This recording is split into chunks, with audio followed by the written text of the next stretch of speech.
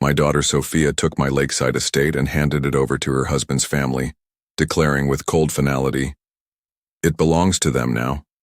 You're banned from ever setting foot there again." I smiled and nodded, masking the volcanic rage building inside my chest.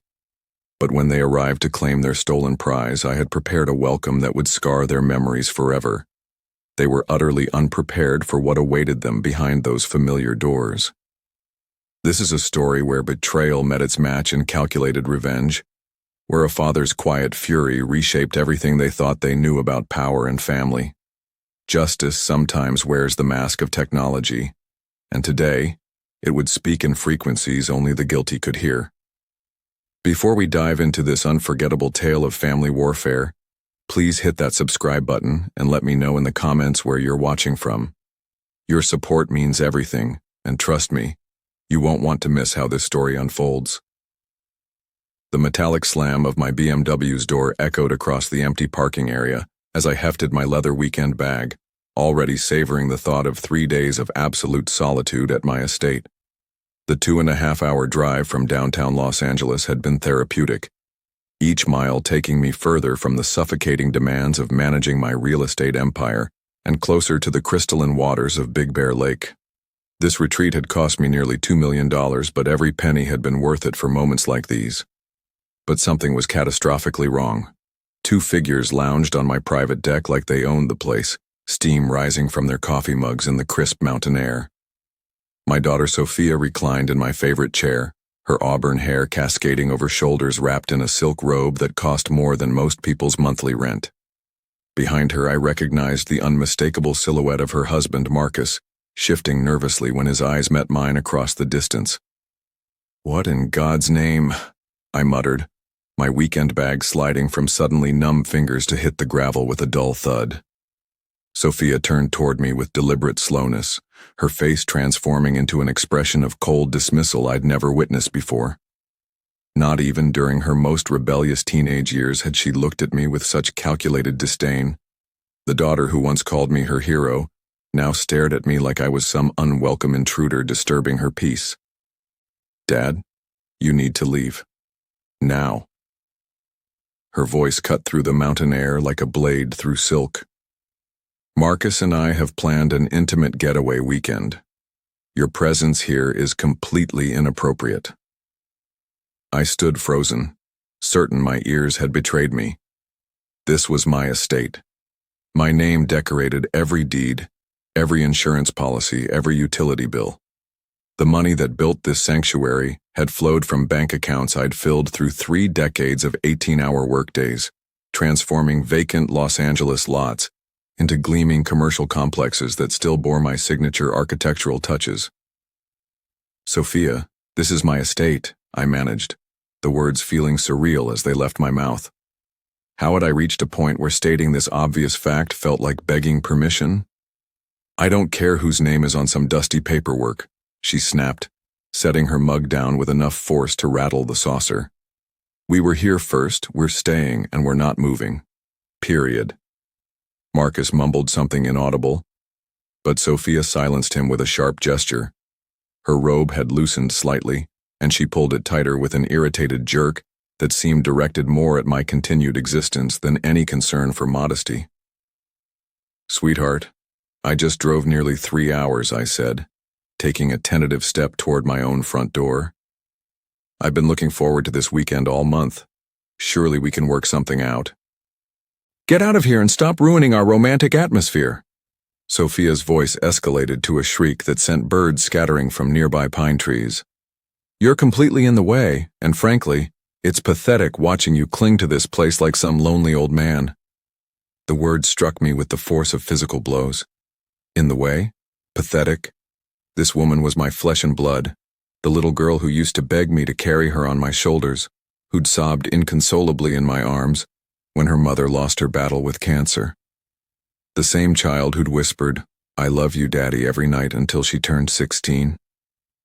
Sarah's voice echoed from memory, gentle but insistent.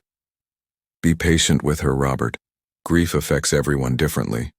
She just needs time to process losing me. Give her space to heal." 2 years.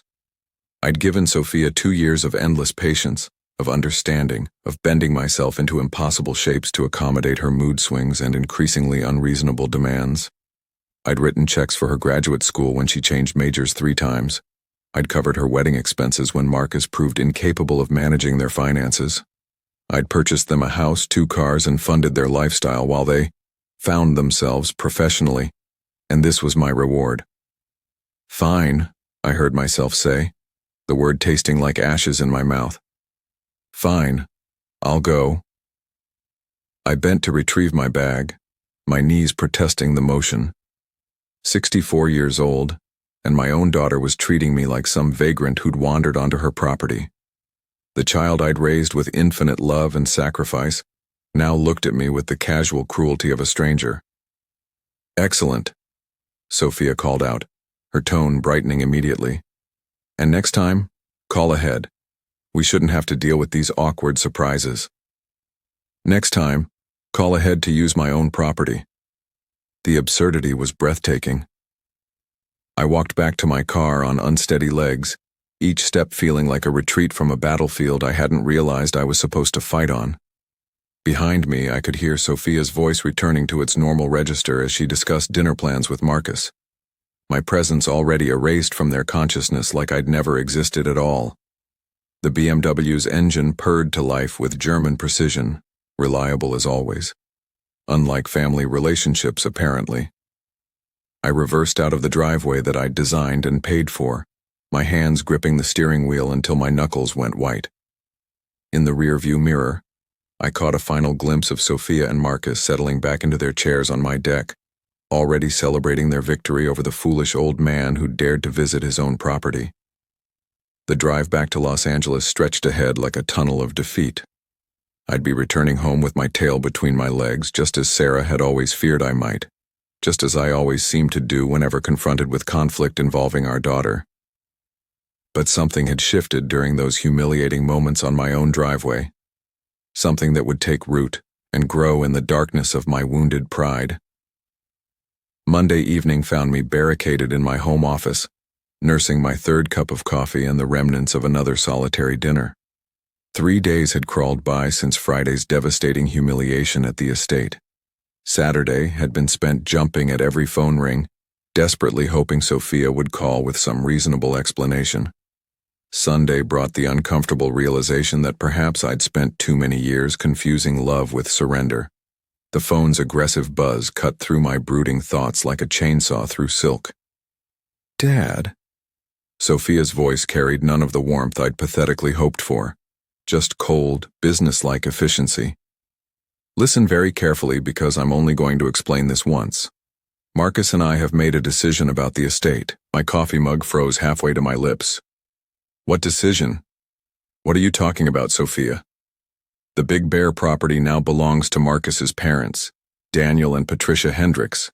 It's their home now, effective immediately." Her words dropped into the silence like stones into still water, each one creating expanding ripples of disbelief. "You've lost your mind." The statement escaped before I could filter it. "Sophia, you can't just give away my property. That's not how ownership works in the real world." "Actually, I can and I have." Her voice sharpened to a razor's edge. "You barely use the place anyway, just wandering around like some ghost haunting memories. Daniel and Patricia desperately need proper housing, and they'll actually appreciate what they're getting." 35 years of 12-hour workdays flashed through my mind like a slideshow of sacrifice. Every permit battle fought with incompetent bureaucrats, every difficult client who'd tried to shortchange my company. Every weekend Sarah and I had given up to build the fortune that afforded that dream estate by the lake. "It's my estate, Sophia. I worked 4 decades to afford that place." The words exploded from me with startling intensity. Sophia's laugh contained no humor whatsoever. "You're being absurdly selfish, Dad. After everything we've sacrificed for you since Mom died, this is how you repay us?" Something snapped inside my chest like a dry branch. "Everything you've sacrificed for me? I paid for your wedding, your cars, your house, your lifestyle, your graduate degrees, that expensive honeymoon in Tuscany. That's what fathers are supposed to do. She cut me off with brutal efficiency. Besides, you're old and completely alone now. What could you possibly need with such a massive estate? It's just wasted space. Old and alone. The phrase hit like a physical assault, but instead of crumpling under the blow, I felt something crystallize inside my chest. Sarah's gentle voice whispered from memory about patience and understanding. But Sarah had never heard her daughter speak with such calculated viciousness. Those are Marcus's parents, Sophia. Complete strangers to me. I owe them absolutely nothing. They're my family now, and unlike you, they'll actually be grateful for what they're receiving. Her composure was cracking slightly, revealing something ugly underneath. Daniel's been struggling with health issues, and Patricia lost her job 6 months ago. You're hoarding property while good people suffer. The manipulation was textbook perfect, and I'd fallen for similar tactics dozens of times over the past 2 years. Appeal to sympathy when direct demands failed. Paint the victim as selfish when they showed resistance. Invoke moral superiority to justify theft. They can find their own housing solutions, I said, surprised by the steadiness in my own voice. Silence stretched between us like a taut wire. I could practically hear her shock crackling through the connection. What did you just say? I said no, Sophia. The answer is no. You cannot give away my property to anyone for any reason. You can't say no to me. Her composure finally shattered completely. That estate is completely wasted on you anyway. Marcus's parents have been struggling financially for years, and you're just sitting there like some selfish dragon hoarding treasure you don't even use. The irony burned like acid in my throat. I'd been visiting the estate more frequently since Sarah's death, seeking comfort in the place where we'd shared our happiest memories. Sophia knew this perfectly well. They're adults. They can solve their own problems without stealing my property. I can't believe how incredibly selfish you've become. Sophia's voice climbed toward hysteria. Mom would be absolutely disgusted by what you've turned into. That crossed every possible line. Sarah would never have supported this theft, this manipulation of a grieving husband's love for his only remaining family member. Your mother would be horrified by what you've become, I said quietly. Sophia's sharp intake of breath was audible through the phone. How dare you invoke her memory to justify your greed? I hung up. For the first time in 2 years, I had ended a conversation with my daughter. The phone sat silent in my lap, while my heart hammered against my ribs like a trapped bird. Outside, Los Angeles traffic provided its familiar urban symphony, but inside my office, everything had fundamentally changed. The phone rang again within seconds. Sophia's name flashed on the display. I turned it off. Sleep remained elusive that night. I sat in my leather office chair until well past midnight, replaying every word of Sophia's outrageous ultimatum. The silence in my study felt different now, not peaceful but charged with dangerous possibilities. By morning, something fundamental had shifted inside me like tectonic plates finding new positions after an earthquake. Tuesday brought clarity with the sunrise. I made coffee with methodical precision, retrieved my laptop, and began researching property law with the same focused intensity that had built my real estate empire from a single residential development into a multi-million-dollar commercial portfolio. California statutes, transfer requirements, documentation protocols, information I'd learned decades ago, but never imagined needing to protect myself from my own daughter. The phone buzzed with text messages throughout the morning. Sophia, of course, growing increasingly frantic with each ignored attempt at contact. Dad, we need to discuss yesterday's conversation like adults. Don't be stubborn about this. It's really not attractive at your age. Daniel and Patricia are planning to visit the estate this weekend to see their new home. I deleted each message without responding, feeling stronger with each small act of defiance. Wednesday morning found me sitting across from my attorney in his downtown office. Jonathan Cruz had handled my business transactions for 20 years, a brilliant legal mind wrapped in diplomatic courtesy. His corner office overlooked the sprawling Los Angeles basin, floor-to-ceiling windows framing a city I'd helped build through decades of careful development deals. Robert. Jonathan rose from behind his mahogany desk, extending the firm handshake that had sealed countless agreements. Good to see you. How can I help today? I settled into the familiar client chair, the leather creaking in exactly the same spot it always had. I need to discuss asset protection strategies. Urgently. Jonathan raised an eyebrow but maintained professional neutrality. Commercial properties or personal assets? Personal, the Big Bear estate specifically. I paused, choosing my words with surgical precision. Someone is attempting to claim ownership rights they absolutely don't possess. Family member? The question hit like a medical diagnosis I wasn't ready to hear. Yes. Jonathan nodded slowly, his expression growing more serious. That complicates things significantly. Family disputes over property can get extraordinarily messy very quickly, especially when emotions run high. What are my options? Several approaches. Jonathan pulled out a legal pad, his pen already moving across the page. First, we ensure your ownership documentation is absolutely bulletproof. Second, we can establish additional protective measures, trusts, LLC structures, whatever makes sense for your specific situation. How quickly can this be accomplished? Depends on complexity. Basic documentation review and reinforcement. Maybe 3 days. More sophisticated protection structures, 2 to 3 weeks, depending on what we discover. I thought about Sophia's text message regarding Daniel and Patricia's weekend visit. I may not have that long. Jonathan set down his pen, studying my face with the intensity that made him excellent at reading both clients and opposing counsel. Robert, is someone actively trying to force you off your own property? The question hung between us like an accusation. When I nodded, Jonathan's professional demeanor hardened into something more personal. Then we start immediately. I'll need copies of all deeds, transfer documents, insurance policies, anything related to the property's ownership history. And Robert? He leaned forward slightly. Document everything. Every conversation, every threat, every attempt at coercion. Contemporary records can be crucial in these situations. Threats. Coercion. Such clinical legal terms for what my daughter was attempting to do to me. The elevator descended toward the parking garage, each floor marking my distance from the life I'd known just days earlier. At the lobby level, my reflection caught in the polished steel doors. A man who looked older than his 64 years, but with something new flickering in his eyes. Something that looked suspiciously like determination. My phone rang as I reached the BMW, Sophia again. This time I answered. Finally.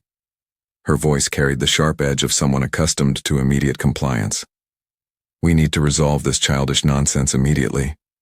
The only nonsense, I said with newfound calm, is your belief that you can steal my property through emotional manipulation. Steal? How dare you use that word with your own daughter? What would you call taking someone's home without permission or legal authority? Sophia's pause lasted longer than usual. When she spoke again, her tone had shifted to something more calculated, a manipulation technique I recognized from her teenage years. Dad, Marcus's parents really are struggling financially.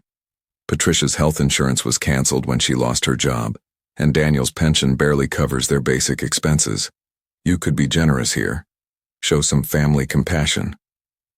That's unfortunate, but their financial problems don't give them rights to my estate. You could be a hero in this situation. Show some family spirit for once. Like the family spirit you showed me Friday at my own estate. Another pause, shorter this time. We were just surprised to see you there. Surprised to see me at my own property that I paid for with my own money. You should have called first. The circular logic was dizzying. Sophia, I'm not giving anyone my estate. That's final. Fine. Her voice cracked like a whip. But Daniel and Patricia are still coming to inspect their new home this Saturday. They've already made travel arrangements from Phoenix, booked a hotel, rented a truck for their belongings. You can't humiliate them by changing your mind now." The line went dead. I stood beside my car, phone still pressed against my ear, listening to the dial tone while Los Angeles afternoon traffic crawled past in its eternal dance of urban frustration. Saturday was 4 days away. The dial tone continued its mechanical hum while I stood frozen beside my BMW, phone still pressed against my ear. Sophia's final words echoed in the sudden silence. "Daniel and Patricia are still coming to inspect their new home this Saturday." Their new home. As if my estate had already been transferred through some legal process I'd somehow missed. Slowly, I lowered the phone and slipped it into my jacket pocket. Above me, Los Angeles afternoon sun blazed with typical Southern California intensity.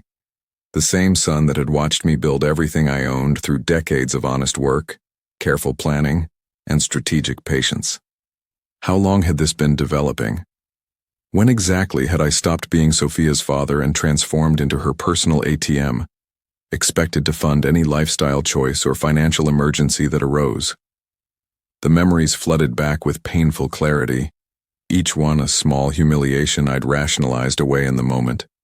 Sophia's wedding 3 years ago. She'd mentioned needing help with expenses, and I'd written a check for $35,000 without even requesting a budget breakdown. The casual way she'd accepted it, like I was a bank machine dispensing expected cash, rather than her father making a significant sacrifice. Then Marcus's career transition, 18 months later. "Dad, we really need financial stability while Marcus explores his options," Sophia had said. Her voice carrying that particular tone I'd learned meant another substantial request was incoming. $40,000 to support them through Marcus's 6-month period of finding his passion, during which he'd spent most days playing golf, and most evenings discussing his various entrepreneurial ideas that never quite materialized into actual businesses. Sarah's voice whispered from memory, "Be patient with her, Robert. She's still processing losing me. Grief affects people differently." But Sarah had been dead for 2 years now, and Sophia's processing had morphed into something else entirely. Something that looked remarkably like the calculated exploitation of a grieving father's desperate need to maintain connection with his only surviving family member. I started the BMW and began the drive home, my mind working through the pattern with the same analytical approach I'd used to build my real estate empire. Pattern recognition had been crucial in property development, identifying trends before competitors noticed them, recognizing when neighborhoods were shifting from residential to commercial potential, understanding market timing. Apply the same analytical framework to Sophia's behavior, and the pattern became crystal clear. Each financial request had been larger than the previous one. Each expression of gratitude had been smaller and less genuine. Each interaction had felt increasingly transactional, less personal. I'd thought I was being a good father, demonstrating love through generosity. Instead, I'd been training her to see me as a resource rather than a person. Her graduate school expenses had totaled nearly $60,000 over 3 years as she'd switched programs twice and extended her timeline repeatedly.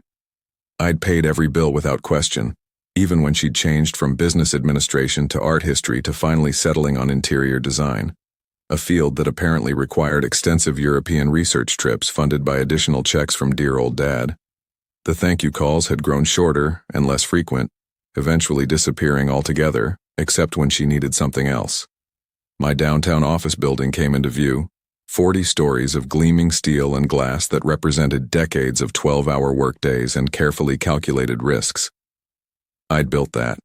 I'd earned everything I owned through strategic thinking, hard work, and refusing to let anyone, clients, competitors, or contractors, take advantage of my good nature. So why had I become such a pushover in my personal life? The answer sat in a silver frame on my office desk, Sarah's photograph from our last vacation to the estate. She was laughing at something I'd said, her silver hair catching the mountain sunlight, her eyes bright with the intelligence and warmth that had made me fall in love with her 40 years earlier. In the 2 years since her death, I'd said yes to every single one of Sophia's demands, terrified that saying no might drive away the last family I had left. But family didn't steal from each other. Family didn't manipulate grief into financial opportunity. Family didn't hang up on their father after demanding he surrender his life's work to strangers. I pulled into my designated parking space and sat for a moment, hands still gripping the steering wheel. The parking garage was quiet, almost tomb-like in its concrete embrace. Somewhere above me, my office waited with its views of the city I'd helped shape, its walls lined with awards and photographs, documenting a successful career, built on never accepting defeat. It was time to remember who I used to be. Wednesday evening brought an unexpected visitor to my Malibu home. I was reviewing property documents in my study when Maria, my housekeeper, knocked on the door with obvious concern creasing her features. "Mr. Martinez, there's a young man at the front gate. Says he's your daughter's husband?" Marcus. Of course. When direct confrontation failed, Sophia would deploy her husband for a more diplomatic approach. I'd seen this pattern before in business negotiations.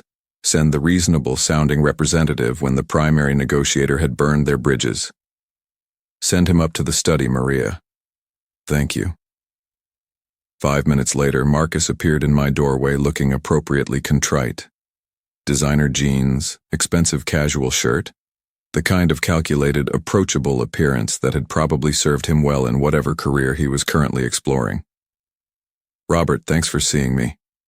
He settled into the chair across from my desk without invitation, a presumption that would have annoyed me more if I weren't so curious about his strategy. "I know things got heated with Sophia yesterday." Heated is one way to describe attempted theft. Marcus winced theatrically. That's exactly the kind of language that's making this more difficult than it needs to be. Nobody's trying to steal anything from you. Then what would you call claiming ownership of property you didn't buy, don't own, and have no legal rights to? I'd call it family helping family in a time of crisis. Marcus leaned forward, his expression radiating practiced sincerity.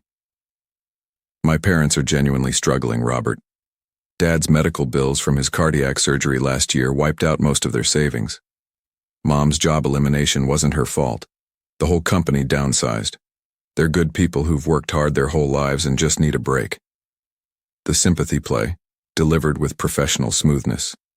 Marcus had obviously rehearsed this presentation, probably with Sophia coaching him on emotional trigger points. "I'm sorry your parents are having difficulties. That doesn't give them rights to my estate." "Of course not legally," Marcus agreed quickly. "But morally, ethically, you have this incredible resource that you barely use." "I use it frequently. Sophia knows this. While people who would treasure it are struggling to keep a roof over their heads, it just seems like there might be a way to help everyone here." Interesting phrasing. Help everyone suggested some kind of mutual benefit arrangement rather than the outright theft Sophia had demanded. "What exactly are you proposing, Marcus?" His eyes lit up with obvious relief. "A reasonable compromise. My parents move into the estate, take care of maintenance and upkeep, essentially house-sitting when you're not there. You still own it, you still use it whenever you want, but they have a stable place to live." It was actually a clever approach. Offer something that sounded reasonable while establishing residency rights that would be nearly impossible to revoke later. "Give them 6 months in the estate, and I'd likely need a legal eviction process to remove them." "And what happens when I want to use the estate and your parents are there?" "We'd work it out like adults, coordinate schedules. Maybe you take the master suite while they use the guest rooms. The place is certainly big enough for everyone. Share my sanctuary with strangers. Negotiate access to my own property. Ask permission to use rooms I'd designed and paid for." That's not a compromise, Marcus. That's me subsidizing your parents' retirement while losing the peaceful retreat I worked 4 decades to afford. Marcus's practiced sincerity cracked slightly. "It's called being generous to family. Your parents aren't my family. I've never met them. I don't owe them anything. They're Sophia's family now, which makes them your family too. By that logic, I'm also responsible for their mortgage, their car payments, their medical bills, and their vacation expenses." Marcus stood up, his diplomatic mask slipping further. "You know what your problem is, Robert. You're so focused on what you've earned and what you own that you've forgotten what really matters. Family, community, helping people who need it. I've helped plenty of people over the years. What I haven't done is let anyone steal my property through emotional manipulation. This isn't manipulation, it's morality. No, Marcus. This is you and Sophia trying to solve your problems with my assets. And the answer is no. Marcus moved toward the door, his composure finally abandoning him entirely. Fine. You want to be the selfish old man hoarding wealth while good people suffer? That's your choice. But don't expect Sophia to keep pretending you're some kind of hero. I stopped expecting anything from Sophia days ago. You'll regret this decision. I doubt that. The front door slammed hard enough to rattle windows throughout the house. I returned to my property documents with something approaching satisfaction. 2 attacks defeated, 2 different strategies neutralized. But I knew they weren't finished. Desperate people with unrealistic expectations rarely gave up after just 2 attempts. Saturday was still coming. Thursday morning brought inspiration from an unexpected source. I was having coffee on my deck, watching the Pacific Ocean stretch toward infinity, when my neighbor Derek emerged from his house with arms full of electronic equipment. Derek Collins was one of those fortunate individuals who'd sold a tech startup at exactly the right moment and now spent his early retirement indulging various hobbies with the enthusiasm of someone whose mortgage was permanently satisfied. This week, apparently, he was exploring home automation. "Morning, Robert," Derek called out, struggling slightly with a box labeled Smart Home Security System, Professional Grade. "Beautiful day for a project. What are you building over there?" Derek's grin was infectious. Complete home automation integration, motion sensors, smart lighting, automated water systems, programmable voice responses. The whole house becomes responsive to whoever's inside.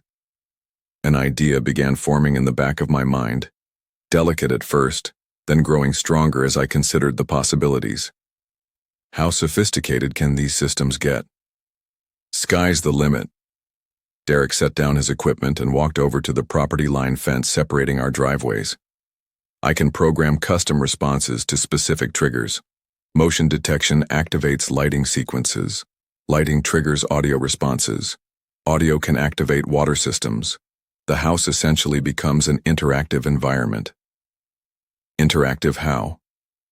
Well, for example, unauthorized entry could trigger strobing lights, warning announcements, automatic water activation, sprinklers, faucets, whatever. All perfectly legal smart home features, just creatively programmed. My coffee mug paused halfway to my lips. Could something like that be installed remotely, controlled from a distance? Absolutely. That's the beauty of modern home automation. Everything connects through Wi-Fi and cellular networks. I could control my entire house from Tokyo if I wanted to. Derek's enthusiasm was contagious, but more importantly, his expertise was exactly what I'd been unconsciously seeking since yesterday's confrontation with Marcus. "Derek, how would you feel about a consulting project?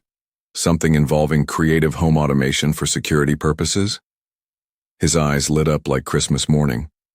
"Robert, that sounds fascinating. What kind of security are we talking about?" "The kind that discourages unwelcome visitors from making themselves too comfortable." Derek's laughter echoed across both our properties. "Now you've got my complete attention. When do we start?" 2 hours later, we were loading Derek's SUV with enough technology to outfit a small research facility.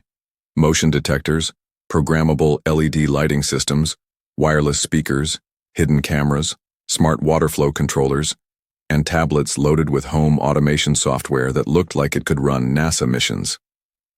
The drive to Big Bear flew by as Derek explained the possibilities with infectious enthusiasm. "We can program cascading response sequences," he said, gesturing excitedly while I drove. "Motion triggers lights, lights trigger voice responses trigger water systems trigger additional motion detection. The whole house becomes a responsive organism. How sophisticated can we make it? Honestly, we could create experiences that would make Hollywood special effects crews jealous. Motion sensors in every room, facial recognition systems, voice assistants programmed with custom messages, lighting that responds to specific movement patterns, water systems that activate based on duration of presence rather than simple motion. Derek was practically bouncing in his seat.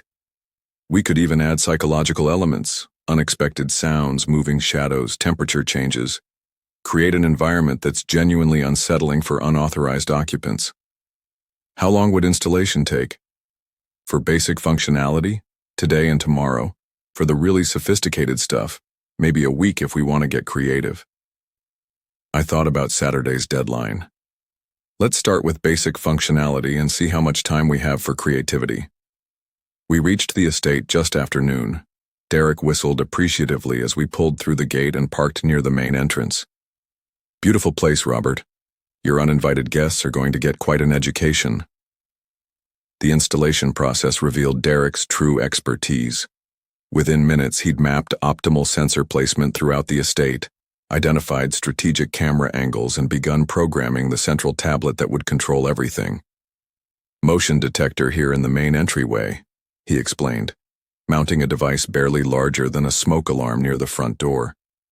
The moment someone crosses this threshold, it triggers the living room lights to start a strobing pattern while the voice assistant announces, "You are not authorized to be in this house. Leave immediately." And if they don't leave? Derek's eyes gleamed with mischievous satisfaction. Phase 2. Motion detection in the living room triggers every faucet, shower, and water feature in the house to activate simultaneously. Plus, the voice messages become more emphatic, and we add some creative lighting effects. We worked with focused intensity throughout the afternoon. Derek ran cables behind baseboards, programmed response sequences, and tested each component with the precision of someone who genuinely loved technical challenges. I assisted where I could, amazed by the sophistication of what we were creating. The beauty of this system, Derek said while adjusting a hidden camera behind a bookshelf, is that it's completely legal. Motion-activated lighting, voice assistants, automated water systems, all standard smart home features. We're just programming them creatively. By 4 o'clock, every room contained at least 2 motion sensors connected to lighting effects that Derek described as deeply unsettling. The voice assistant had been programmed with increasingly aggressive messages triggered by continued motion detection. Water systems throughout the house would activate randomly after the initial motion trigger, creating an environment of unpredictable chaos. Let's test it, Derek suggested, tablet in hand. Walk through the front door like you're an uninvited guest. I stepped across the threshold. Immediately, lights throughout the entryway began flashing in a disorienting pattern, while the voice assistant proclaimed in authoritative tones, "This property belongs to Robert Martinez. You are trespassing.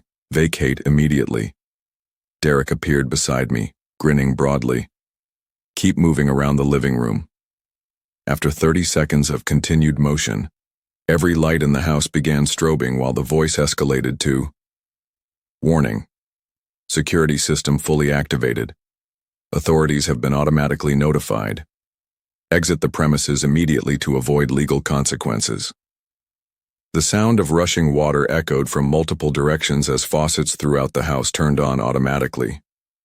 "Brilliant," I said, genuinely impressed. "Absolutely brilliant." Derek shut down the test sequence, looking enormously pleased with himself. The system has comprehensive battery backup, so uninvited guests can't simply disable the main electrical panel. And everything's controlled remotely through your smartphone. You can monitor the cameras, adjust settings, even activate manual overrides from anywhere in the world. As we packed up our tools, Derek's curiosity finally overcame his professional discretion. "So when exactly are these mysterious uninvited guests planning to arrive?" "Saturday morning, and they're really not expecting any kind of reception." I thought about Sophia's text message arranging Daniel and Patricia's inspection of their new home. Let's just say they're planning to make themselves extremely comfortable in my house. Derek's laughter echoed across the empty estate. "Well, they're definitely going to receive a memorable welcome." Friday brought Derek back to my door at 8:30 sharp, arms full of equipment I hadn't seen the previous day. His eyes sparkled with the enthusiasm of someone who'd spent the night dreaming up improvements to an already impressive system.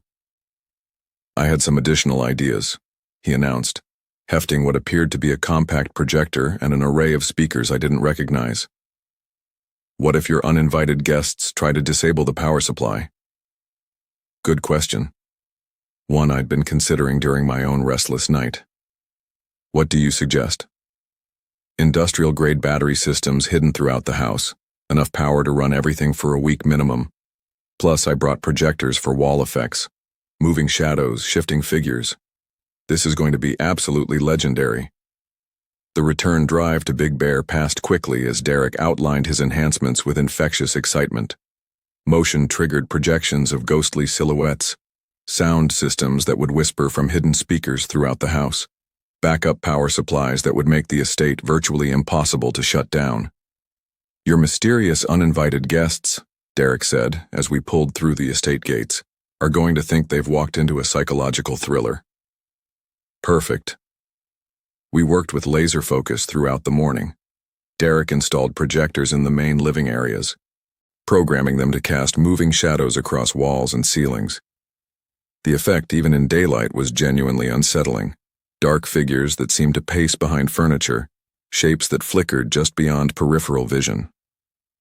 "The beauty of this setup," Derek explained while calibrating a wall-mounted unit, "is psychological impact. The human brain constantly tries to find patterns in random stimuli.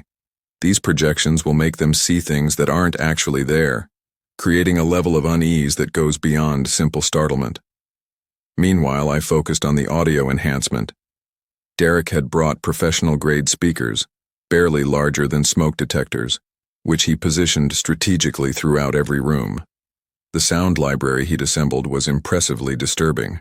Footsteps in empty hallways, whispered voices speaking unintelligible words, creaking floorboards, wind that seemed to blow through closed windows despite perfect weather outside.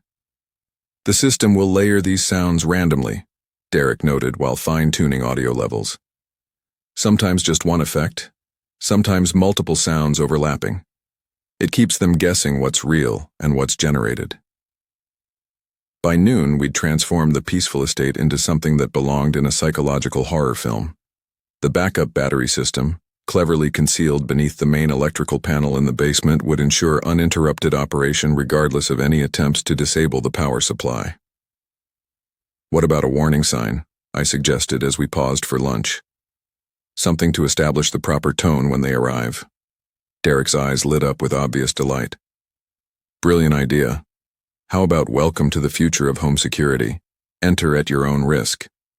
Makes it sound like some kind of technological demonstration rather than a trap. We spent an hour crafting the perfect signage, professional looking, mounted prominently beside the front entrance. To casual observers, it would suggest an elaborate smart home showcase. To our unwelcome visitors, it would provide fair warning of what awaited inside. The afternoon was devoted to comprehensive testing and final calibration. Derek walked through each room while I monitored the control tablet, watching as motion sensors triggered cascading responses across every system simultaneously. "Motion detected in entryway," Derek called out from the front door.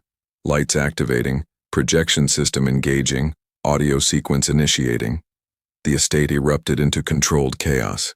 Strobe lights pulsed in disorienting patterns while ghostly shadows danced across walls and ceilings. The voice assistant announced its stern warning about trespassing, while eerie whispers seemed to emanate from empty corners throughout the house. Water began flowing from faucets and showers in multiple bathrooms simultaneously. "How long will this sequence continue?" I asked, genuinely impressed by the coordination. "Continuously while motion is detected, with 30-second intervals if they try to hide or remain stationary," Derek replied with obvious professional pride. "The system assumes anyone remaining inside after the initial warning is either authorized or extremely stubborn. It adjusts its responses accordingly." We conducted final tests in every room, ensuring seamless integration between all components. The projectors synchronized perfectly with sound effects. Motion sensors covered every possible path through the house. The backup power systems remained invisible yet easily accessible for maintenance. As evening approached, Derek made final adjustments to the smartphone interface that would allow me to monitor everything remotely. Live camera feeds, system status updates, manual override controls, complete operational command from anywhere with internet access. This is honestly the most sophisticated home automation project I've ever worked on, Derek said while packing his tools with obvious reluctance to leave his technological masterpiece. Your uninvited guests are going to get the surprise of their lives. Standing in the doorway, I surveyed our handiwork one final time. The estate looked exactly as it always had. Peaceful, welcoming, serene. But beneath that familiar surface lay a technological web that would respond to unwelcome visitors with relentless, inescapable intensity. Thank you, Derek. This is absolutely perfect. Derek's laughter echoed across the empty estate as we locked up and headed to our cars. I almost feel sorry for whoever shows up here Saturday morning. Almost. Saturday, May 8th, the day Sophia had chosen for her ultimate victory.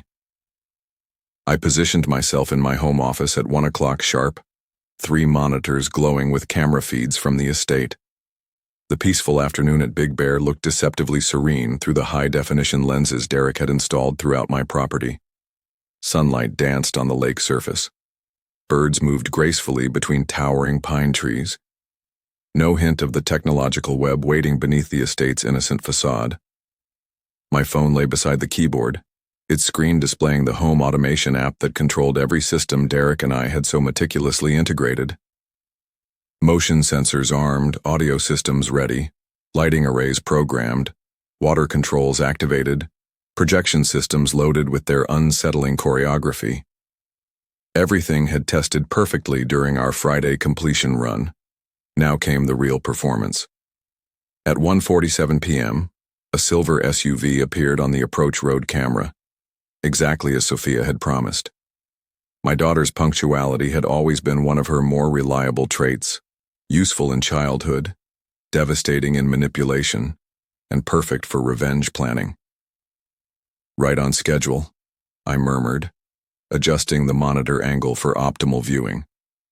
The vehicle pulled into my driveway with casual confidence, as if the occupants owned every stone in the carefully landscaped entrance path.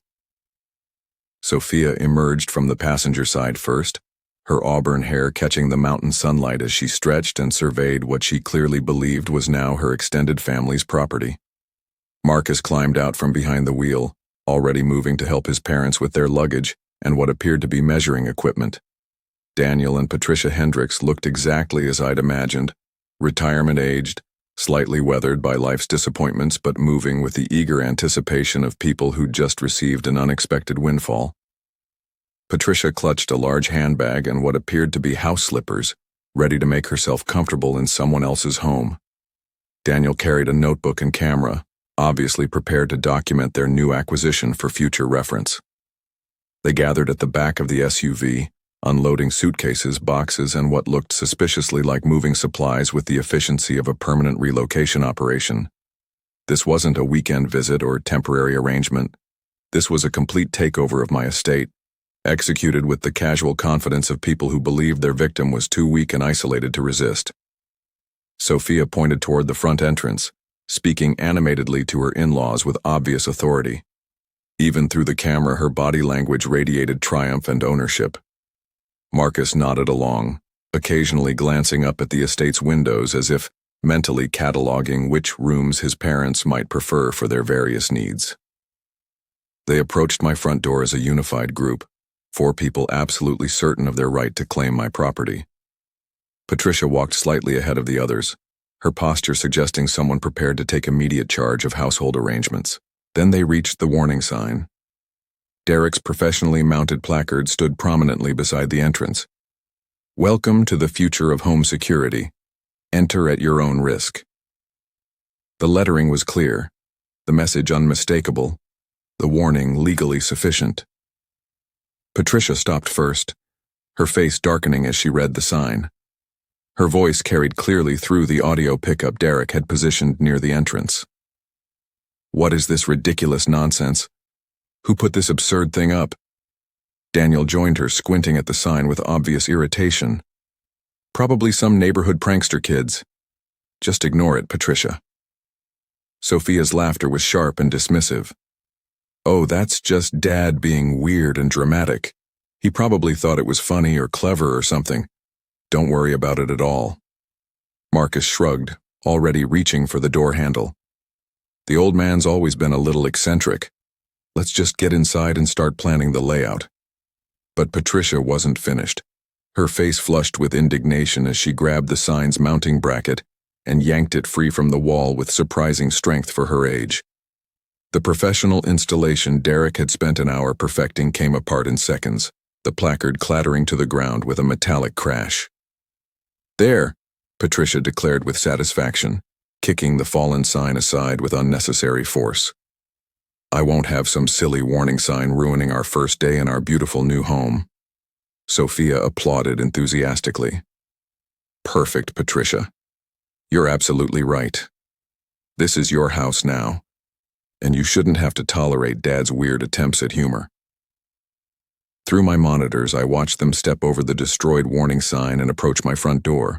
4 people who had just demonstrated complete disrespect for my property, my message, and my right to set boundaries in my own home. Fair warning given. Fair warning rejected with contempt. Marcus inserted the key Sophia had obviously provided, probably copied from the spare I'd trusted her with years earlier during a family emergency.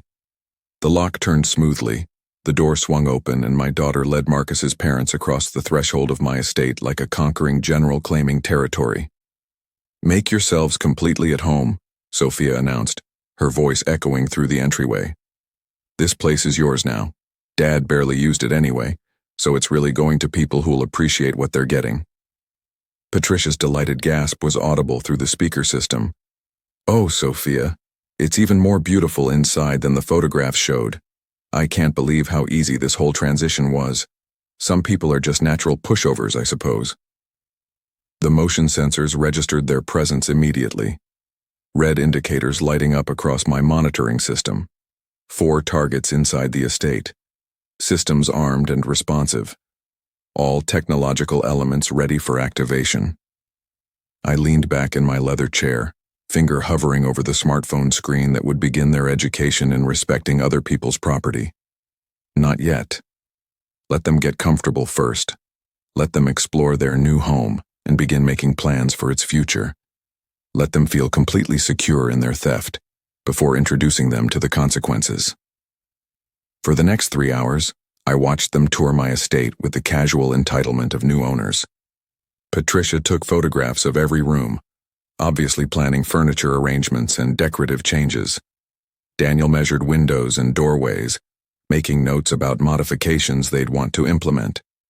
Sophia and Marcus sprawled on my living room furniture, drinking wine from my cabinet and discussing how generous they were being to provide such luxury to people who really deserved it. Dad's going to realize eventually that this was the right thing to do, Sophia told Marcus while finishing her second glass of my expensive Napa Valley Cabernet. He was just being selfish because he's bitter about Mom dying. Once he sees how happy your parents are here, he'll understand that sharing is what family is supposed to do. Marcus nodded thoughtfully. My parents have been struggling for so long. It's beautiful seeing them excited about something again. Robert will come around once he realizes how much good this is doing. Through the bedroom camera, I watched Daniel and Patricia unpack their suitcases with the methodical efficiency of permanent residents. Patricia hung clothes in my master closet while Daniel arranged personal items on my dresser. They moved with the confidence of people who believed their housing problems had been permanently solved through their son's convenient marriage to a woman with a pushover father. By 7 o'clock, they'd prepared dinner using ingredients they'd brought from Phoenix, obviously planning to cook in their new kitchen for the foreseeable future.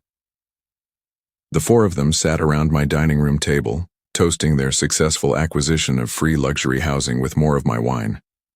To family, Patricia announced, raising her glass, and to generous relatives who understand what really matters in life. To solving problems creatively, Daniel added. Sometimes you have to take action when opportunity presents itself. Sophia and Marcus joined the toast enthusiastically. Through my speakers, their satisfied laughter echoed through rooms I'd designed as a peaceful retreat from life's pressures. 10:30 arrived with the precision of a Swiss timepiece. Through the bedroom camera feeds, I watched Sophia and Marcus settle into sleep in what they believed was now Marcus's parents' master bedroom. The guest room monitor showed Daniel and Patricia already unconscious, exhausted from their day of claiming my property and planning their new lifestyle. Perfect timing for their technological awakening. My finger hovered over the master activation control Derek had programmed into my smartphone. One touch would unleash every system we'd so carefully integrated throughout the estate. Motion sensors armed, audio sequences loaded, projection systems ready, water controls prepared for maximum psychological impact. Time for my daughter and her accomplices to understand the difference between a victim and a strategist. I pressed execute. The transformation was instantaneous and magnificent. Every light in the estate began strobing in coordinated patterns. Rapid flashes of red, blue, and white that turned the peaceful bedrooms into disorienting environments that resembled some kind of technological nightmare. Simultaneously, water erupted from every faucet, every shower, every decorative fountain throughout the house, creating a thunderous symphony of rushing liquid that made conversation impossible. Sophia bolted upright in bed, her silhouette visible against the chaotic lighting. Marcus scrambled beside her, both of them shouting questions that couldn't be heard over the technological assault Derek had designed. Then the voice assistant joined the performance. Attention. Unauthorized intrusion detected. The announcement boomed from hidden speakers throughout the estate. You are not the owners of this house. Leave the premises immediately. Through the guest room camera, I watched Daniel and Patricia stumble from their bed in complete terror. Patricia's scream was clearly audible through the audio feed as dancing shadows began projecting across the walls, ghostly figures that seemed to gesture and move with supernatural purpose. Daniel, do something! Patricia's voice cracked with panic. I don't understand what's happening.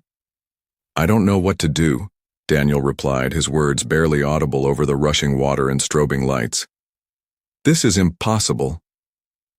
The beauty of Derek's programming became apparent as the systems cascaded in perfect coordination. Motion sensors detected their frantic movement between rooms, triggering additional audio warnings and intensifying the visual effects. The more they ran, the more aggressive the house became. Sophia appeared in the hallway camera feed, her hair disheveled, her confident demeanor completely shattered. This is impossible. Houses don't do this. This isn't normal. Marcus stumbled behind her, trying to reach what he thought was the main electrical panel. Where's the breaker box? We need to shut this off right now. But Derek's backup systems were performing flawlessly. Even if they found the electrical panel, the battery systems would maintain operation for days. The estate had become technologically autonomous, responsive only to my remote commands. Warning, security protocols fully activated, the voice assistant announced again, its volume increasing automatically. Unauthorized occupants will be removed by force if necessary. Patricia appeared in the living room camera, her face twisted with terror as projector-generated shadows danced around her like malevolent spirits. This place is haunted. We have to leave right now. The door-locking sequence activated as Marcus reached the front entrance. Derek had programmed a 60-second delay, not long enough to trap them illegally, but sufficient to create claustrophobic panic. Marcus yanked at the handle frantically. The doors won't open. What kind of security system is this? Through my monitors, I watched 4 people who had confidently invaded my property, now reduced to terrified, confused victims of technology they couldn't understand or control. Sophia, who had dismissed me as weak and accommodating, stumbled through strobing lights while invisible speakers whispered threatening messages around her. Marcus, who had planned to solve his parents' financial problems with my estate, couldn't even solve the mystery of a smart lock system. The projection systems reached their programmed peak, filling every wall with moving figures that seemed to watch and follow their panicked movements. Combined with the surround sound effects, footsteps, creaking, wind that seemed to blow through closed windows, The estate had become a technological haunted house that responded to their every movement with increasing aggression. Daniel collapsed into a chair, his face pale in the flashing lights. "We need to get out of here right now. This isn't natural." "I'm trying," Marcus shouted back, still struggling with the door controls that Derek had programmed to respond only to authorized biometric signatures. Exactly 6 hours after activation began, the automated sequence reached its crescendo. Every system operated simultaneously: lights, water, sound, projections, and voice warnings, creating a sensory overload designed to overwhelm any rational thought process. Sophia stood in the center of the living room, turning in circles as shadows danced around her and water rushed from unseen sources throughout the house. The confident woman who had ordered me away from my own property now looked like a lost child in a technological nightmare completely beyond her comprehension. Dawn light began filtering through the windows as the door locks finally disengaged. Marcus yanked the entrance open, and all four of them stumbled toward the exit in complete psychological defeat, dragging their belongings behind them like refugees fleeing a disaster zone. My phone began ringing as they reached their SUV. Sophia's name appeared on the display, and I allowed myself a satisfied smile before answering with carefully measured concern. The phone rang at exactly 7:43 a.m., cutting through the peaceful morning silence of my office like a scream through a library. Sophia's name glowed on the display, and I took a deep breath before answering with the tone of a concerned parent. "Sophia, sweetheart, good morning. How was your night at the estate?" Her response shattered the morning calm like breaking glass against concrete. "What did you do, you sick, twisted, evil old man?" Her voice crackled with hysteria and exhaustion, each word trembling with rage and terror. "Patricia and Daniel are completely traumatized. They're barely coherent. Marcus can't stop shaking." I adjusted my tone to express gentle confusion, the way any innocent father might react to such an outburst. "Sophia, what are you talking about? What happened up there? You sound extremely upset." "Don't you dare play innocent with me." Each word was a verbal assault. The house went completely insane. Lights flashing everywhere like some kind of nightclub from hell, water pouring from every faucet in the place, voices screaming at us to leave, shadows moving across the walls like ghosts. Fascinating. Derek's coordination had worked even better than we'd anticipated. "That sounds absolutely terrifying," I replied, allowing genuine concern to creep into my voice. "Did you call someone for help? The police? A security company?" "We called 911. Sophia's voice cracked with desperation. "They came out at 6 this morning, searched everything top to bottom, found absolutely nothing wrong. They said it was probably just some kind of technical malfunction with smart home systems." Perfect. The beauty of legally installed smart home technology. Completely legitimate, utterly deniable, impossible to prove as intentional harassment. "Well, that's a relief," I said reasonably. "At least you know there wasn't any real danger involved." "Real danger?" Sophia's scream was so loud I had to hold the phone away from my ear. "We didn't sleep for 8 hours straight. Daniel collapsed twice from panic attacks. Patricia won't stop crying. Marcus thinks he's having some kind of nervous breakdown." I made sympathetic clicking sounds. "I'm so sorry you had such a frightening experience. These modern electronic systems can be very unpredictable, especially in remote locations where power fluctuations are common." "Stop mocking us." The desperation in her voice was almost musical. This wasn't some random malfunction, and we both know it. "Sophia, I'm genuinely concerned about you. You sound extremely stressed and paranoid." I paused, then added with perfectly calibrated innocence. "Maybe the house just doesn't like strangers staying there. Some places have very strong energy, you know." The silence stretched for 15 seconds. When Sophia spoke again, her voice had dropped to a dangerous whisper. "I know this was you. Somehow, some way, you orchestrated this whole nightmare. You're responsible for what happened to us." "Me?" I laughed gently, the way someone might react to an absurd accusation.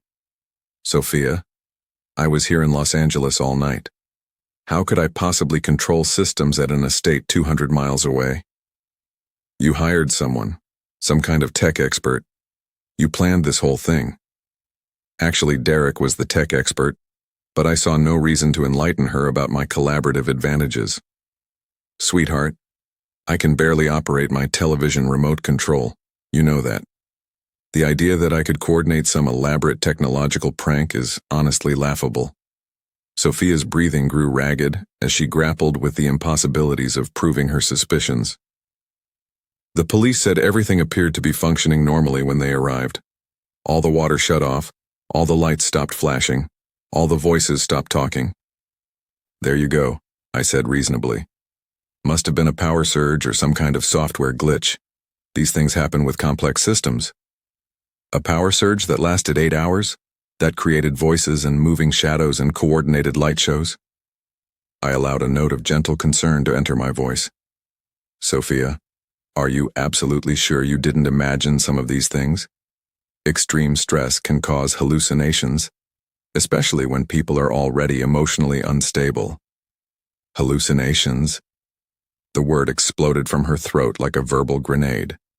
4 people had the same hallucination simultaneously.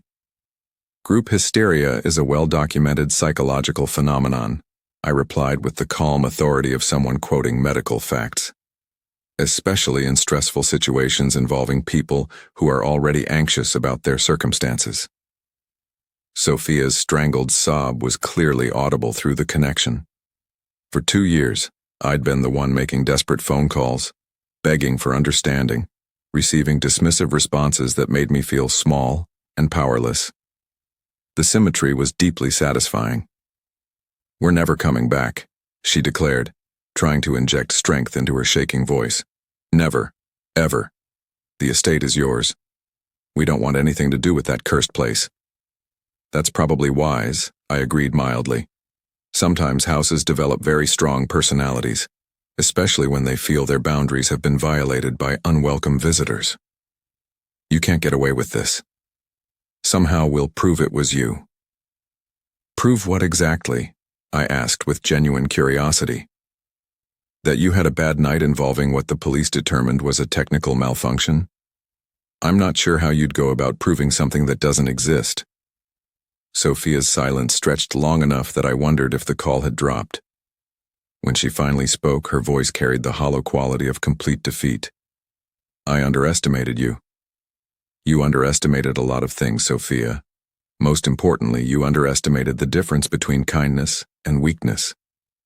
This isn't over. Actually, I said quietly, I think it is.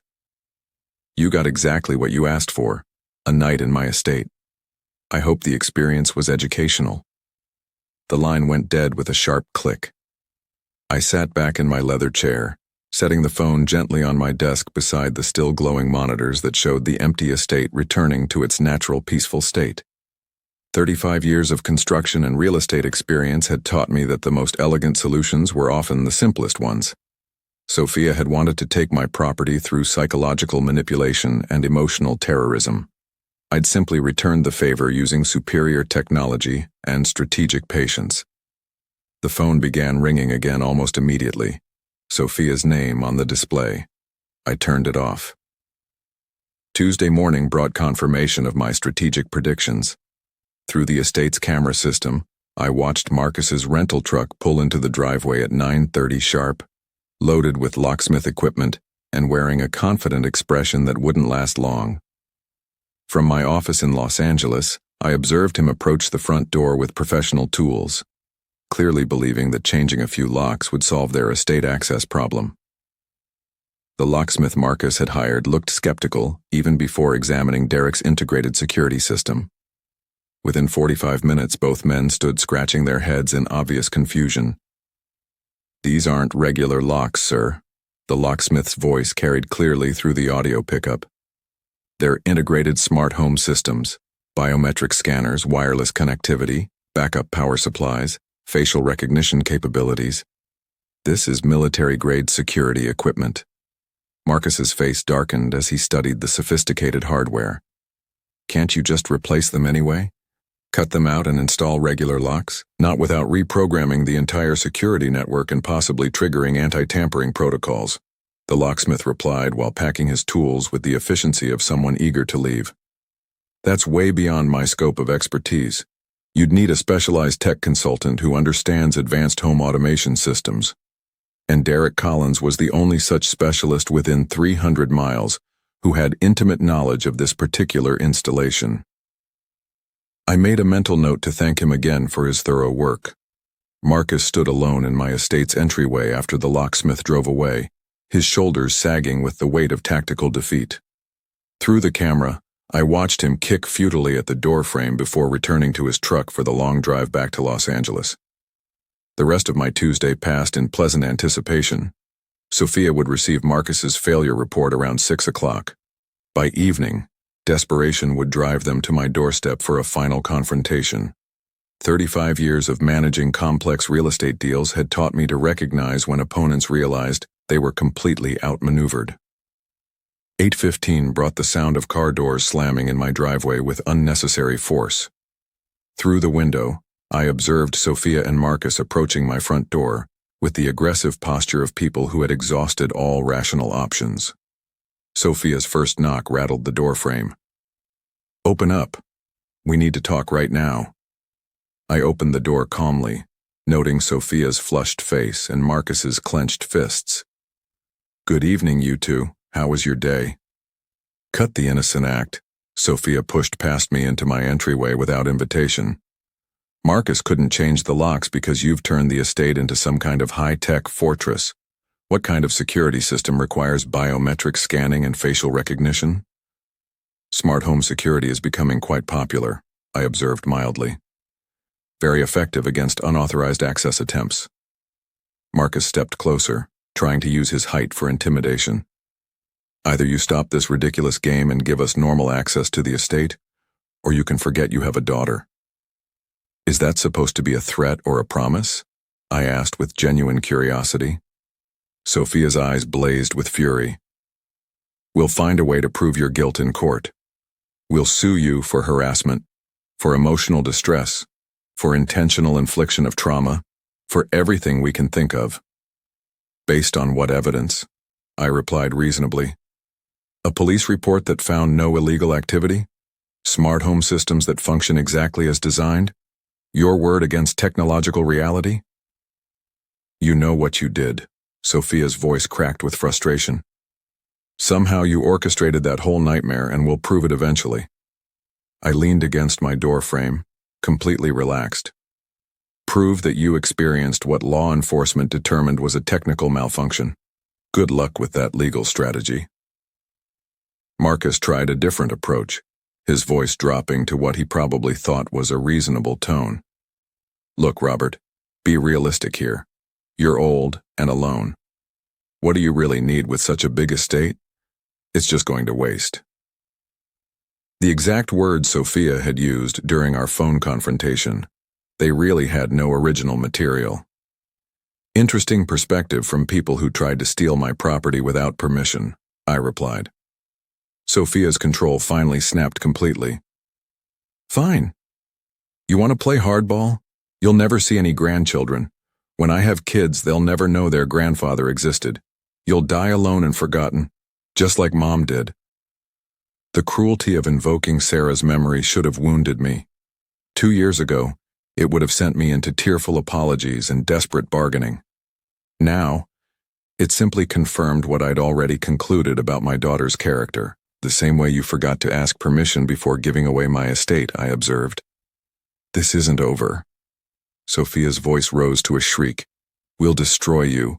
We'll ruin your reputation, turn everyone against you, make your life miserable. By the time we're finished, you'll wish you'd just given us the estate." Marcus nodded aggressively. "She's right. We have friends, connections, social media. We'll make your life a living hell." I studied their faces with clinical detachment. Sophia, the daughter I'd raised and sacrificed for, now promising to destroy me for refusing to surrender my life's work. Marcus, the son-in-law I'd welcomed into the family, threatening social warfare because his parents couldn't steal my home. "Are you quite finished?" I asked politely. Sophia stepped closer, her face twisted with malice. "We're just getting started. You have no idea what we're capable of. Actually, I have a very clear idea, I replied. Your capabilities extend to psychological manipulation, theft attempts, and vicious personal attacks. But you've already deployed every weapon in your arsenal, and I'm still standing. More importantly, they just provided all the justification I needed for the final solution I'd been contemplating since Sunday's phone call. Well, I said quietly, I suppose we'll see who's more capable in the end. Something in my tone made Marcus step backward. Sophia hesitated, perhaps recognizing that her threats had achieved something she hadn't intended. We're leaving, she announced, trying to regain control of the situation. But this conversation isn't over by a long shot. Actually, I replied, watching them retreat toward their car. I think it is. I closed the door and walked back to my study, where Sarah's photograph waited on my desk. Tomorrow, I would make some phone calls. My attorney first, then a few other professional contacts. Sophia thought she understood warfare. She was about to learn the difference between tactics and strategy. Wednesday morning brought the moment I'd been orchestrating since Sophia's first threatening phone call. At 10:30, I sat in Bradley Walsh's conference room, watching my daughter and her accomplices file through the door with the aggressive confidence of people who believed they held winning cards. Bradley, my attorney and notary for 20 years, had prepared everything according to my Tuesday night instructions. Legal documents lay spread across the polished mahogany table like evidence in a trial, which, in many ways, this was. Sophia took the chair directly across from me, her jaw set with determination. All right, Dad. We're here to resolve this estate situation once and for all. No more games, no more delays. Marcus positioned himself beside her, arms crossed in what he probably thought was an intimidating pose. We want the estate transferred to my parents immediately. Simple, clean, no complications. Daniel and Patricia Hendricks settled into chairs along the wall, their expressions mixing hope with lingering trauma from Saturday's technological experience. Patricia still looked pale and shaken, jumping slightly at unexpected sounds. I appreciate everyone coming, I said calmly. Bradley has some important information to share with all of you. Sophia's eyes narrowed with suspicion. Cut the formalities. We want the estate papers signed and this whole mess resolved today. Actually, I replied, I'm afraid that's completely impossible. Marcus leaned forward aggressively. Nothing's impossible if you just sign the transfer documents. We've been patient long enough with your games. You misunderstand the situation entirely, I said. I no longer own the estate. The silence stretched for 15 seconds. Sophia's face began changing color. What exactly does that mean? Marcus demanded, his confident posture wavering. Bradley opened the top folder on his desk with professional precision. Mr. Martinez transferred ownership of the Big Bear estate to the Second Chance Foundation for Homeless Veterans. The transfer was completed Monday morning and is completely legal and binding. Sophia's voice cracked like breaking glass. That's impossible. You had no right to do that. We had an agreement. I had every right to transfer property I owned, I said quietly. Everything is legally documented and absolutely irreversible. Bradley's professional tone never wavered. Mr. Martinez can only transfer property he actually owns. The foundation owns the estate now, in perpetuity. Marcus's confident posture collapsed entirely. But we had plans. Sophia said the estate was ours. We counted on this. You tried to steal it, I observed calmly. This seemed like a more appropriate solution. Patricia Thompson's voice wavered with confusion and growing panic. What does this mean for us? Where will we live now? We gave up our apartment lease. You'll have to make other arrangements, I said, just as you expected me to do when you tried to evict me from my own property. Sophia shot to her feet, her chair scraping against the floor with a harsh sound. You can't do this to us. We need that estate. This is just spite, pure revenge. This is justice. I met her eyes steadily. And it's completely permanent. Marcus's face had gone ashen as the financial implications hit him like a physical blow. Our future plans, Our financial security. We counted on that estate to solve our problems. Perhaps you should have asked permission before making those plans, I replied. Bradley spread additional documents across the table with practiced efficiency. The charitable transfer includes a lifetime usage clause for Mr. Martinez as the original donor. He retains full access to the property until his death, but ownership belongs to the foundation. So nothing changes for you, Sophia said, her voice climbing toward hysteria. You still get to use it whenever you want. Everything changes, I corrected firmly. You no longer have any claim to it, ever, under any circumstances. Daniel Thompson spoke for the first time, his voice small and confused. So we get nothing, after everything we were promised? After attempting to steal my property through psychological manipulation and threats, I replied. That's correct. You get exactly what you deserve. Sophia sank back into her chair, the fight draining from her face as the reality settled in like a heavy weight. When did you do this? When did you transfer ownership? Monday morning, I replied. Immediately after your technological experience at the estate. The timing hit her like a physical blow. Monday, after the estate incident, but before their confrontation at my house.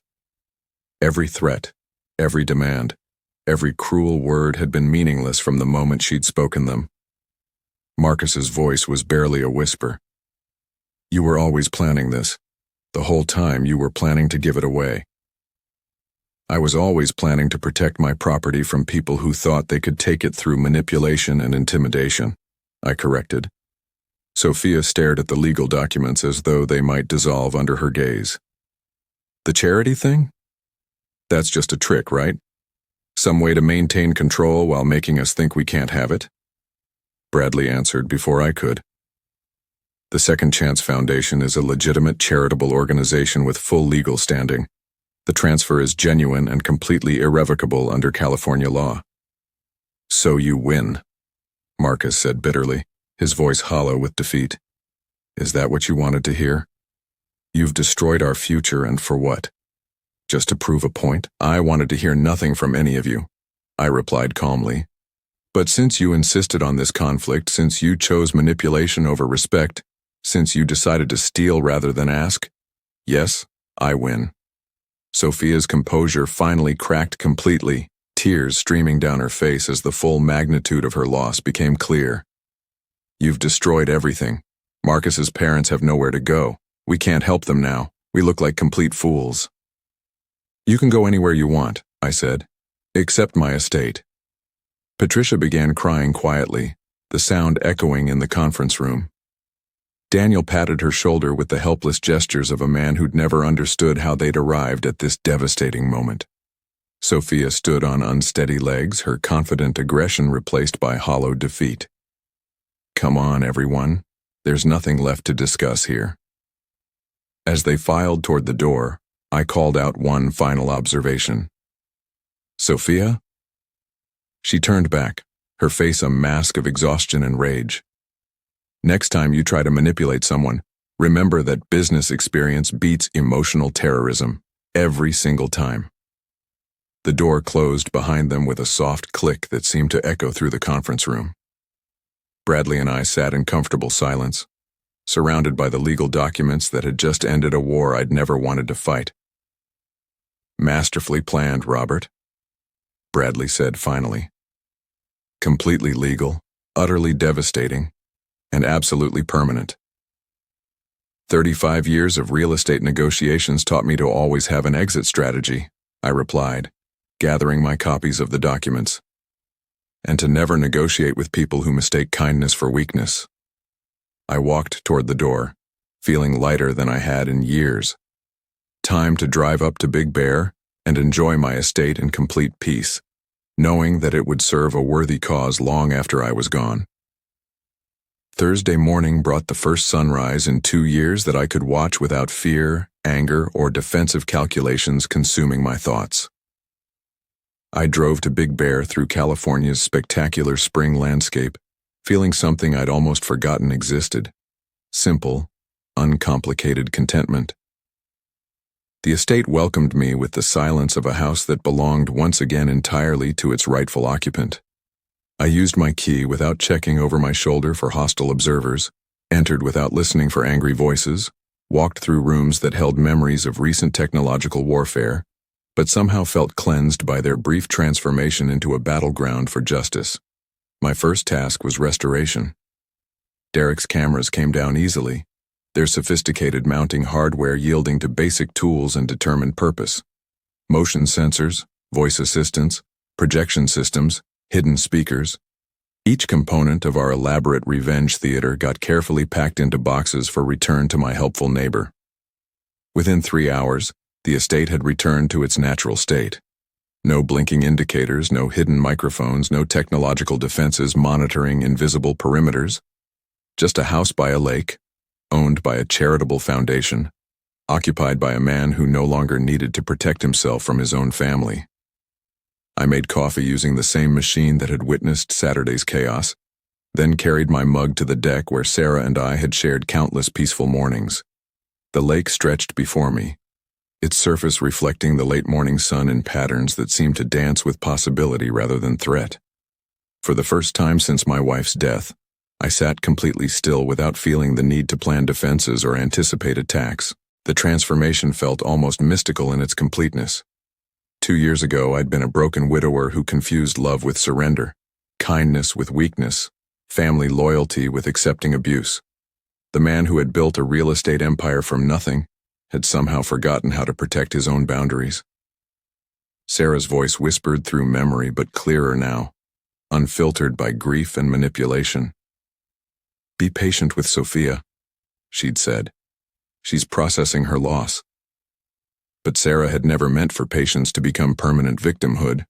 She'd never suggested that love required accepting theft, manipulation, and psychological terrorism.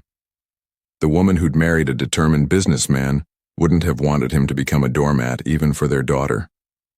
"Kindness without self-respect isn't kindness," I said aloud to the empty deck. "It's just weakness disguised as virtue." The mountain peaks surrounding the lake seemed to nod in agreement. Nature itself demonstrated boundaries. Water stayed within its shores. Mountains maintained their foundations. Seasons changed according to their own rhythms regardless of human demands for convenience. Sophia had spent 2 years testing my boundaries, discovering they could be moved, dissolved, ignored entirely. Each successful manipulation had taught her that love meant capitulation, that family ties guaranteed unlimited access to everything I owned or earned. I'd taught her that lesson through my own behavior. Every check I'd written without question, every demand I'd accepted without resistance, every time I'd chosen temporary peace over lasting respect. The technological revenge had been satisfying but ultimately unnecessary. The real victory was simpler and more permanent, learning to say no, learning that protecting myself wasn't cruelty, but health, learning that some relationships cannot survive the introduction of genuine boundaries. My phone had remained silent for 36 hours. No frantic calls from Sophia, no threats from Marcus, no desperate attempts to find loopholes in the charitable transfer. They'd finally understood what I'd discovered in Bradley's office. The war was over, and they had lost completely. But more important than their defeat was my recovery. The grieving widower who had mistaken exploitation for love was gone. In his place sat a man who remembered his own worth, who understood that genuine kindness required strength, not weakness. Sarah would have been proud, not of the revenge perhaps, but of the self-respect, of the man who had rediscovered that protecting himself was an act of love. Love for her memory, love for his own dignity, love for the possibility that relationships built on mutual respect might still exist somewhere in his future. The afternoon sun warmed my face as I finished my coffee and considered the strange mathematics of family relationships. Sophia had calculated that emotional manipulation plus financial pressure would equal permanent access to my assets. She'd never considered that trauma plus time plus strategic thinking might equal a father who finally learned to protect himself. Lake Tahoe's eternal calm reflected a truth I was finally ready to accept. Some battles end not with reconciliation but with the understanding that peace requires distance, Some love expresses itself through boundaries rather than surrender. For the first time in 2 years, I felt like myself again. 6 months later, I received a letter that would have surprised me if I'd still been the man who used to apologize for existing. The return address showed Sophia's name, but the careful handwriting suggested this wasn't another demand or threat. Dad, I know you probably don't want to hear from me, and I understand why. I've spent months trying to figure out how to write this letter, how to find words for things I should have understood long before everything fell apart between us. Marcus and I are in therapy now, both individually and together. It turns out that what I thought was grief over losing Mom was actually something much more complicated and uglier. My therapist says I was using my pain as an excuse to hurt other people, especially you. I know you probably won't believe this, but I didn't consciously set out to manipulate you or steal your estate. It started as just needing help, and then somewhere along the way, it became easier to take than to earn. You made it so easy to ask for things that I forgot what it felt like to work for them myself. The estate thing was Marcus's idea originally, but I went along with it because by then, I'd convinced myself that you owed me everything I wanted, that losing Mom somehow meant I deserved compensation from everyone else, especially you. I know now how terrible that was, how cruel I became, how I turned your love for me into a weapon against you. Marcus's parents found a small apartment in Phoenix that they can afford on their fixed income. Daniel's health is improving, and Patricia found part-time work that she actually enjoys. They're doing fine without needing to steal from anyone. I'm not writing to ask for forgiveness. I'm not even sure I deserve it. I just wanted you to know that I understand now what I did to you, and I'm ashamed of the person I became after Mom died.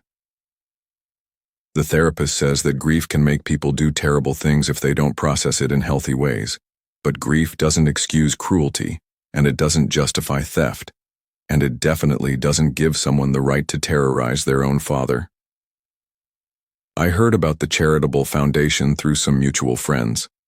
Veterans Housing Assistance is a beautiful cause, and I'm glad something good came out of all this mess. Mom would have loved knowing the estate was helping people who really needed it. I miss her every day, but I'm learning to miss her in ways that don't hurt other people. I don't expect you to respond to this letter. I don't expect you to want me in your life again. I just wanted you to know that the daughter you raised is still in here somewhere, and she's finally learning the difference between grief and selfishness. I love you, Dad. I'm sorry it took losing everything to remember how to say that without expecting anything in return. Sophia. I read the letter 3 times before setting it aside. Outside my office windows, Los Angeles continued its eternal dance of traffic and ambition, the same city where I'd built everything I owned through honest work and strategic patience. Sarah's photograph smiled from my desk, and I could almost hear her voice. She's learning, Robert. Finally learning. Maybe she was. Maybe this letter represented genuine growth rather than another manipulation strategy. Maybe therapy had taught Sophia what I'd tried to teach her through 2 years of unconditional support. That love isn't a zero-sum game where someone has to lose for someone else to win, but maybe didn't matter anymore. I'd learned something more important than whether Sophia had changed. I'd learned that my own worth didn't depend on her recognition of it. The Second Chance Foundation had sent me photographs of the first family to benefit from the estate. A disabled veteran, his wife, and their 2 young children, who'd been living in their car for 3 months, before the foundation provided them with temporary housing at Big Bear while they rebuilt their lives. Those photographs sat beside Sarah's on my desk, reminding me daily that some victories are measured not in revenge taken, but in good accomplished. The phone rang, interrupting my thoughts. A potential client calling about a new commercial development project. Work I understood, contracts I could negotiate, relationships based on mutual benefit rather than emotional manipulation. I answered with the confidence of a man who'd remembered how to protect his own boundaries while still helping others when they deserved it. Robert Martinez speaking. How can I help you today? Outside, the California sun continued its ancient rhythm, illuminating a world where justice sometimes wore unexpected faces and love sometimes expressed itself through letting go. For the first time in years, that felt like enough. 2 years after that letter arrived, I stood on the deck of my estate, now officially the Sarah Martinez Memorial Veterans Retreat, watching the sun set over Lake Tahoe's crystal waters. The Second Chance Foundation had exceeded every expectation, providing temporary housing for 47 veteran families during their transition back to stable civilian life. The estate had been modified with additional bedrooms and common areas, but the basic structure remained the same. Sarah's favorite reading nook still caught the morning light perfectly. The kitchen where we'd planned our retirement still filled with the aroma of coffee each dawn. I visited monthly now, sometimes staying for weeks when foundation business required my attention. Each visit reminded me that the best revenge is a life well lived and resources well used. Derek had become the foundation's volunteer technology coordinator, ensuring that each family had access to job training and educational resources through high-speed internet and computer facilities. His enthusiasm for helping others had proved even more infectious than his passion for home automation. My phone buzzed with a text message. Not Sophia. We'd exchanged Christmas cards for the past 2 years, polite acknowledgments of shared history without expectations of resumed relationship. This message came from Maria, my housekeeper, reminding me about tomorrow's foundation board meeting in Los Angeles. Duty called as it always did. But for now, I had another hour of Sierra Nevada peace, another sunset over water that reflected both memory and possibility. Sarah's voice whispered one final time through the mountain air. You did good, Robert. You remembered who you were. I raised my coffee mug toward her photograph, visible through the living room window. We did good, sweetheart. We did very good indeed. The stars began emerging in the darkening sky, each one a point of light in the vast darkness, separate, distant, but somehow part of a larger pattern that made sense when viewed from the proper perspective. Just like family, just like love, just like justice, just like life itself. If you found this story of family betrayal, technological revenge, and ultimate justice compelling, please like this video and subscribe to our channel for more incredible true stories.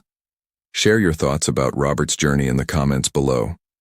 Do you think he was justified in his response to Sophia's manipulation?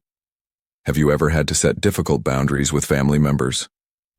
Your engagement helps us bring you more amazing stories of human resilience, strategic thinking, and the power of standing up for yourself when others try to take advantage of your kindness.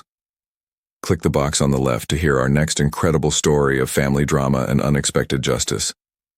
Thank you for watching, and remember, sometimes the best revenge is simply refusing to be a victim.